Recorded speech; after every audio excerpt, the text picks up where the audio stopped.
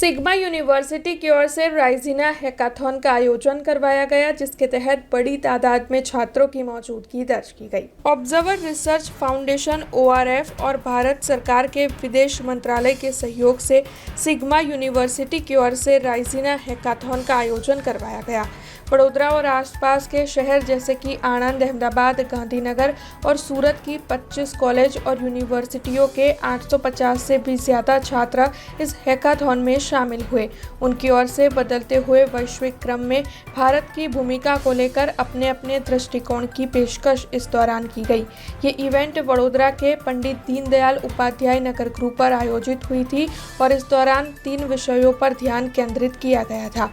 विदेश मंत्रालय के पॉलिसी प्लानिंग और रिसर्च डायरेक्टर काजरी विश्वास हैकाथॉन के उद्घाटन प्रवचन देते हुए नजर आए थे, तो वहीं सिग्मा यूनिवर्सिटी के प्रमुख डॉक्टर हर्ष शाह, उप प्रमुख Shreya Shah, humanities, social science और सोशल वर्क के डीन प्रोफेसर जगदीश सोलंकी के साथ अन्य सीनियर फैकल्टी सदस्य भी वहां पर मौजूद रहे थे। तो वहीं ORF के vice president professor Harshvardhan Pant और साथ ही centre for security strategy and technology के डायरेक्टर डॉक्टर समीर पाटिल के साथ वाइस प्रेसिडेंट जयबल नाडुवत भी वहां पर मौजूद रहे थे। A new decade a new voice theme के तहत ये राइजिना हैकाथॉन आयोजित हुई थी। અને મિનિસ્ટ્રી ઓફ એક્સટર્નલ અફેરના સંયુક્ત ઉપક્રમે જે કાર્યક્રમ કરવામાં આવ્યો છે, જેમાં 1600થી વધારે વિદ્યાર્થીઓએ ભાગ લીધો છે અને 25થી વધારે યુનિવર્સિટીના રિપ્રેઝેન્ટેટિવ અહીંયા આગળ અવેલેબલ છે, જેમાં સ્કૂલ અને કોલેજીસ પણ છે।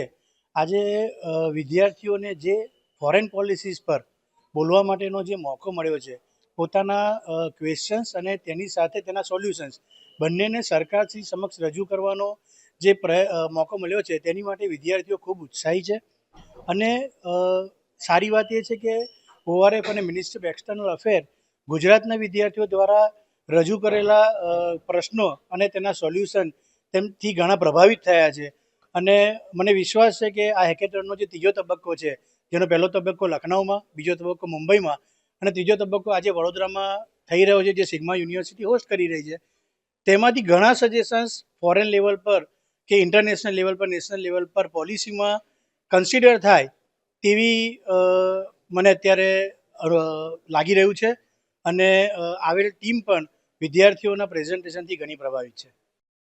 હા, હું ડૉક્ટર હર્ષ શાહ, પ્રેસિડેન્ટ સિગ્મા યુનિવર્સિટી, અને આજે આઈ એમ રિયલી પ્રાઉડ કે રાઇઝિના હેકેથોન જે એમનું 1 ડિકેડ પછીનું જે આયોજન કરવામાં આવ્યું છે, જેમાં ministry of external affairs is also part, અને અમે હોસ્ટિંગ ઇન્સ્ટિટ્યૂટ તરીકે એમાં જોડાયા છે। રાઇઝિના ડાયલોગ માત્ર ઇન્ડિયાનું નહીં, બટ વર્લ્ડના ટોપ 3 to 4 ફોરમ્સનું સૌથી મોટું ડાયલોગ છે। સો આપણે ઓલવેઝ એવું કહેતા હોઈએ છીએ કે યાર અમે ક્વેશ્ચન જે છે કે અમારા જે સજેશન્સ છે એ ગવર્મેન્ટ સુધી કેવી રીતે પહોંચાડીએ, કે અમે જે વિચારીએ છીએ એ ગવર્મેન્ટ ઇમ્પ્લિમેન્ટ કેવી રીતે કરે।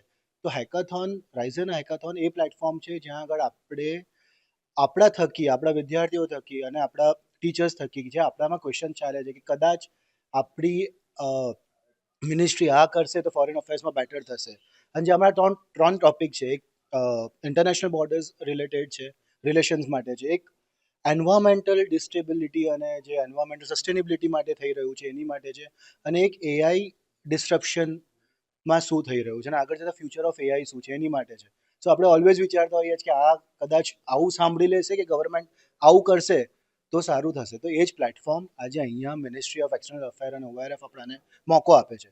સો આજે આપણને જે લાગે છે કે ગવર્મેન્ટ આ કરશે કદાચ આ સારું થશે, એ જ ડાયલોગ સ્ટુડન્ટ્સ આપી રહ્યા છે। અને વી આર હેપી કે યુનિવર્સિટી એક્રોસ ગુજરાત એ આપણને સપોર્ટ કર્યો છે, પ્લસ સ્કૂલ્સ આખા બરોડા અને આજુબાજુના ડિસ્ટ્રિક્ટે સપોર્ટ કર્યો છે, અને આ રાઇઝિના હેકેથોનને બહુ સક્સેસફુલ ઇવેન્ટ કરી છે। આઈ એમ શ્યોર જ્યારે આ સજેશન્સ ગવર્મેન્ટ સુધી જશે એમાંથી મેક્સિમમ જેટલા બી સજેશન સારા હશે ને આઈ એમ શ્યોર ગવર્મેન્ટ સુધારશે, અને ઇન્ડિયા સુપર પાવર બની રહ્યું છે, અને આપણા યુથ જ્યારે એને સપોર્ટ કરશે તો એ एकदम सुपर पावर बनवा માટે સક્ષમ થઈ ગયું છે અને થઈ જશે।